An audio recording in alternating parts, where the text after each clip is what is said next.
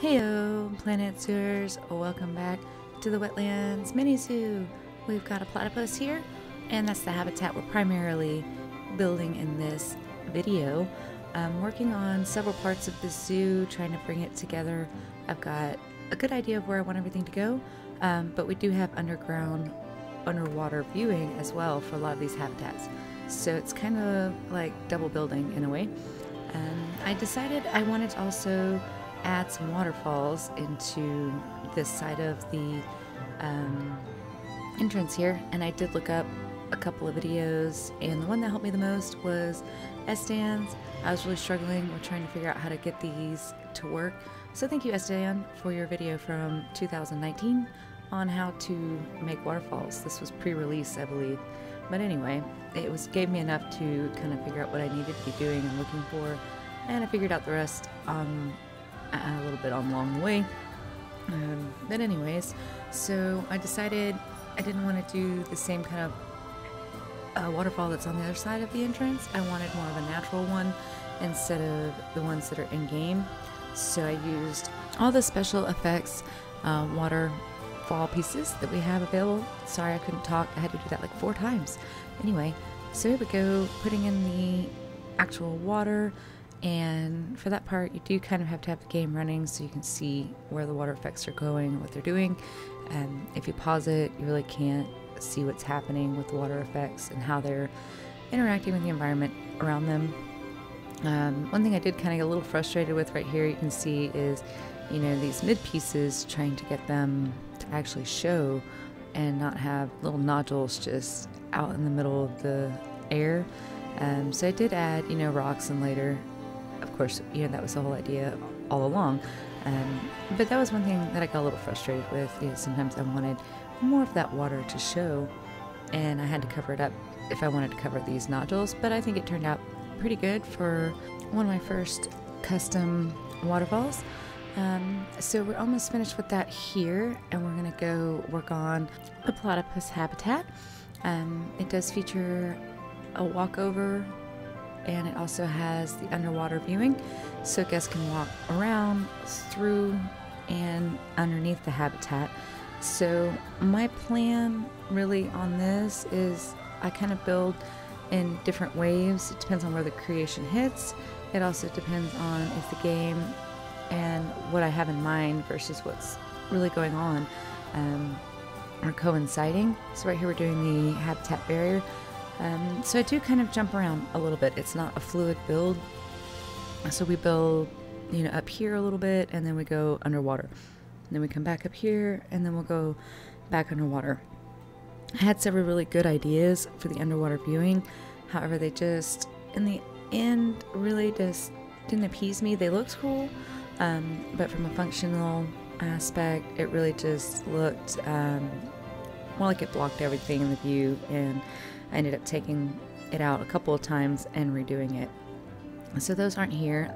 So I decided I wanted the gate to come out right here. That way I can kind of make all the gates to all the animals that are over here right there. So they come out right here.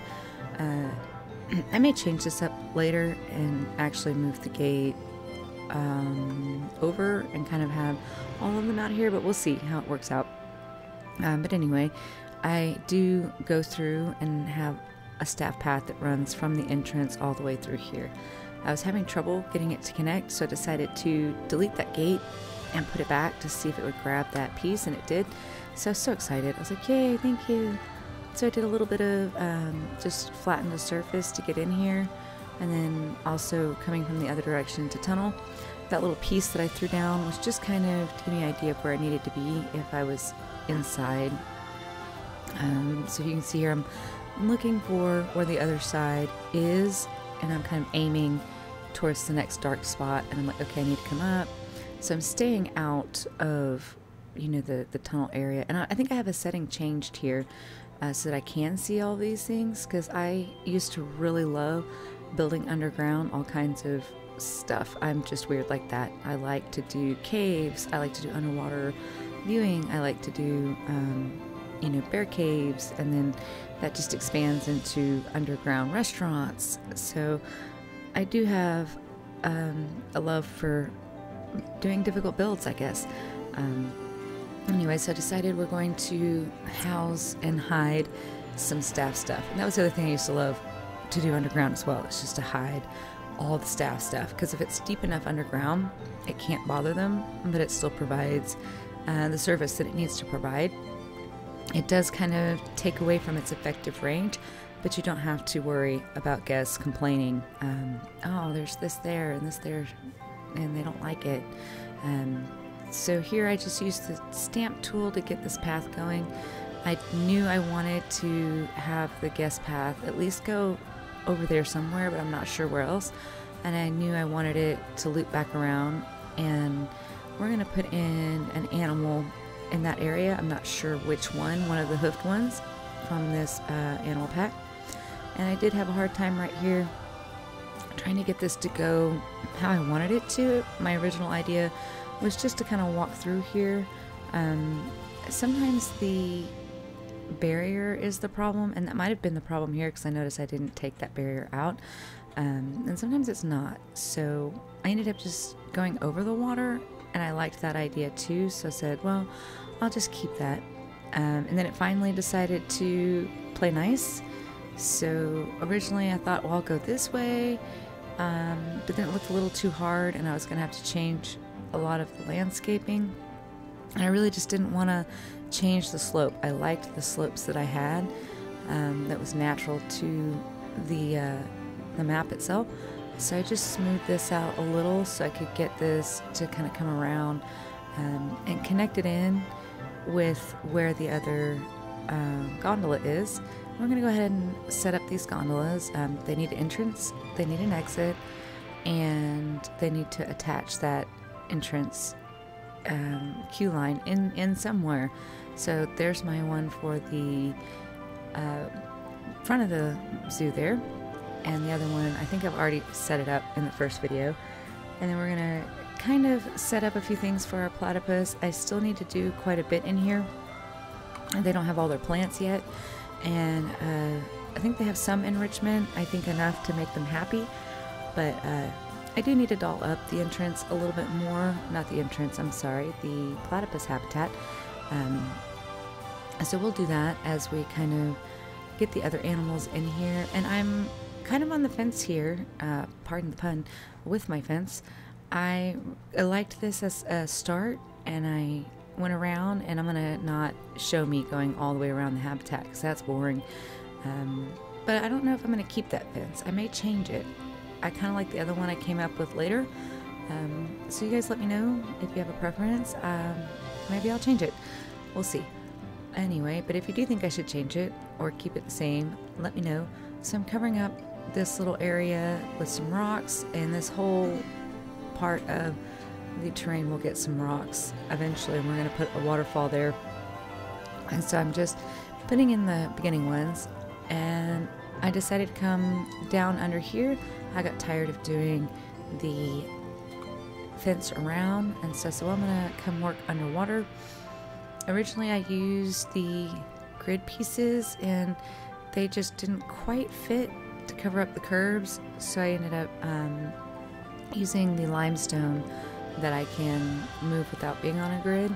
So we're gonna create that little wall. I wasn't sure what I was gonna do yet, so I could have done this the other direction once I kind of figure out how I wanted to do it.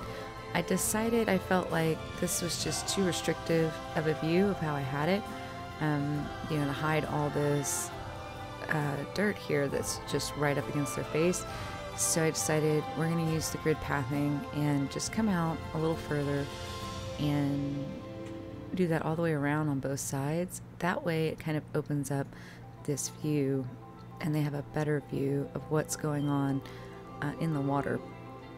I just felt that it was super restricted the way I had it, so we're gonna go ahead and we'll just make this a little wider. And then I tried a whole bunch of different things with the portals, with windows, and I didn't like any of them.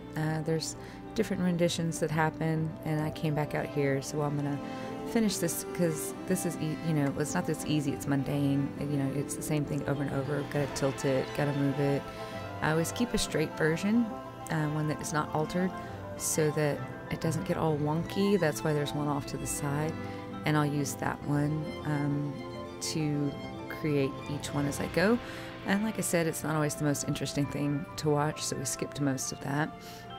I ended up combining two of them together to make one really long one, and I was going to continue that this way, and I put it in and decided, you know what, I think I'll just start a rock barrier here instead of doing the little fence all the way around. So I'm just going to throw in different tropical rocks, spin them around, and we're just following the mill barrier that I created to make our little barrier here. I did have to kind of bring some of them up a little because it did not quite create an unescapable space for our platypus, especially once I did this. So I put in another pool up here, and it accidentally connected in with one of the null barriers, and I was trying really hard not to do that, and it messed up the habitat. But I did get this in. The sad thing is that when it messed up the habitat, I went ahead and turned off the recorder, which I should never do. I know myself better than that. So there will be a jump in design when I realized that it's still off, that I hadn't turned it back on after I fixed what it did to the habitat, because you can see now I've got a notice for the animal, and what it's saying is one of the habitats is not good, that it needs to be fixed. So I did fix it, but we lost a little bit of recording because I'm silly. So here we go. You just missed a lot of rock work and me putting in some of the waterfalls for this. So we're gonna go ahead and keep adding to our waterfall. I also thought about bringing the waterfall a little more down to the left. However, I did not do that at this time. But maybe we'll do that as we work a little bit more. These are a little time consuming to do. Rock work, water work, hurts my brain after a while. So I kind of was like, I like where it's at, but I don't at the same time. So we'll see when I get back into the file later this week. I really just wanted to get an actual habitat going, so that's why I did 2 videos, and plus its launch of the Wetlands DLC. So I wanted to get 2 of them out so that I could celebrate and use the key that they so graciously gave me as well. And we've done a couple of live streams too over on Twitch. We started a different Wetlands franchise zoo, so you're welcome to come check that out. I'll be streaming the Wetlands on Thursday nights, and then we'll continue moving forward on Saturday with St. Louis Zoo, the Recreation Zoo, which is the main thing that I usually do with Planet Zoo on Twitch. Anyway, so back to this, we're going to just add in a couple of plants. That's why I said we're not quite done. We just kind of got the baseline going. We're gonna go ahead and get their terrain how it should be. I've got their burrows in. Go ahead and get this all nice and happy. There goes one running up there. He's checking out the water. Off he goes. So the guests really can't see them when they go up there, but I just thought it was a fun little thing to go ahead and put that, let them be able to get up there. And then this was the one that is making me kind of want to change my fence that's already there. I feel like this kind of fits the habitat a lot more than the one I originally started with. So let me know in the comments below if you think I should switch out that barrier and use this one all the way around, or go ahead and just keep that one and maybe just put in a lot of plants along the edge with a couple of views in versus it being so open. But part of me really wants to go back and put this all the way around the habitat versus the one that I originally made. But I can go ahead and make a blueprint of both of these and put them up on the Steam workshop. So I'll do that later tonight. And then we have just finishing that off, so you're not watching me do the whole thing. It gets a little boring, I think, just watching, you know, the same repeat, copy paste, copy paste. I think you guys get the idea of how I did it. And then we're gonna fill this in to cover that curb right there as it goes all the way out. And then I'm gonna go ahead and put in a nice big rock right there to support our gondola ride. So we're going to go ahead and add the rocks in down here to kind of cover up how it kind of messed up our terrain a little bit. So it kind of, you know, does look more like a shelf than just weird terrain chops, which is kind of what it was. And we've got our little yellow submarine. It is my new most favorite underwater item. I love the yellow submarine. I think it's amazing. And so we're back down here, and I spent probably 2 hours on different types of things other than just a simple, I was really trying to be creative, and I just didn't like any of the stuff I came up with. I did blueprint it because I liked the way it looked, just not the way it looked down here. So maybe we'll use that somewhere else in the zoo. And so I'm just going to cover this up right there so it looks nice and covered. And we're at the beginning of the zoo. And they discontinued TegitCam. I did read that in the update, but I wasn't sure. I knew they said, hey, there's a new camera. So we're going to look, I decided to leave this in here. We're going to look at what the update actually said for the camera. So if you're ever looking for information on the updates, you can get it out of Steam, which is where I am right now, and I'm reading through trying to figure out how do I use this new camera. And what I discovered is there is a camera mode, and so I'm reading through right now trying to find where that is. And so here it talks about the new animals, different things that they updated, different new pieces. So if you want to know exactly what they've added to the game, and you can see here's all the stuff they added. So this is a good resource if you're looking for specific things that you're not sure, like I am right now, how to use it. And so I can see right here, there it is. It talks about the camera. So it says what it's called. It doesn't exactly tell you where to find it, but I had an idea, since it's saying it's, you know, in your UI of the game, or whatever it's called. I may be using the wrong word, but anyway, that's where it is. So we're going to go back into the game and test that out. So here we are, and I can see that this changed. I didn't notice it before. So we're going to click it and see what it does. There we go.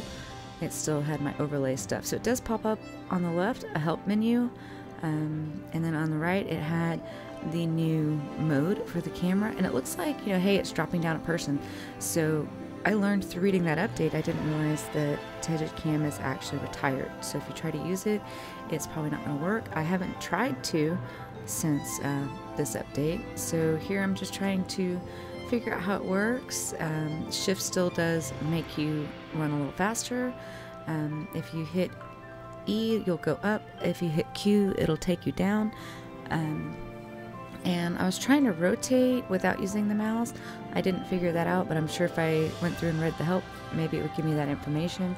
So you can kind of fly over your people. So here we are by the new crested newt, the Danube crested newt, and there he is. I forgot to show him in the last video, so there you go. And we're gonna walk by one more time, and then we're gonna go through there. So we're gonna skip the ugly section, and here's what it looks like in our underwater viewing.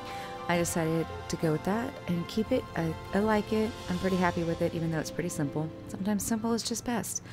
And here is our boring section, but we're going to fill this in probably with water buffalo and the other hooved animal that was added into the wetlands. Off to the right, I'm going to either do the new caimans that are there or another swimmer. I think I'm going to save the otters for somewhere else. Originally I thought I might do the otters right there. I'm not sure because there is underwater viewing for that.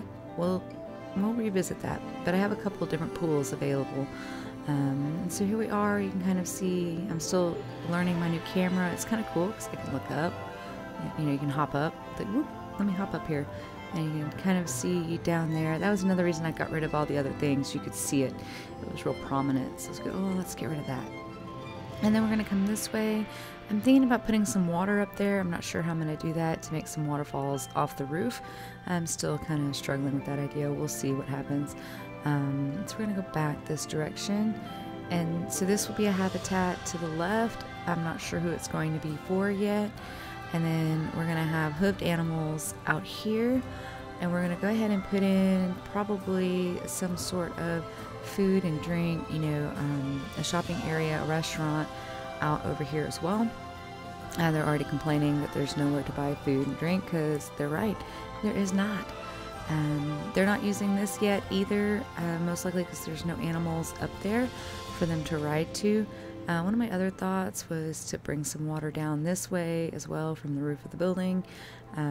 We have this nice little pond, so we have lots of room for different wetlands animals, and I could bring in also some that are not wetlands, and I was thinking about making that a river of some kind over there and putting the river otters over there, but they don't need a whole lot of space. They are a minimal space animal, I discovered, because they're quite small, so we'll see. And here's the top view as you have the gondola over here. So we may be able to add in quite a bit more animals than just the wetlands, but this is our start. So you can see I have room for a good size habitat there, one right there, and then we have down over here a smaller one. So we have plenty of space for different types of animals to go. And off to the right there is where I've seen it doing that, the otters. I have to see how many can fit, and maybe we'll just do a big otter thing all the way down. Then here's the screenshots of a couple of different parts of the zoo as I went along. Thank you for watching. I hope you have a great day, and may the RNG odds be ever in your favor.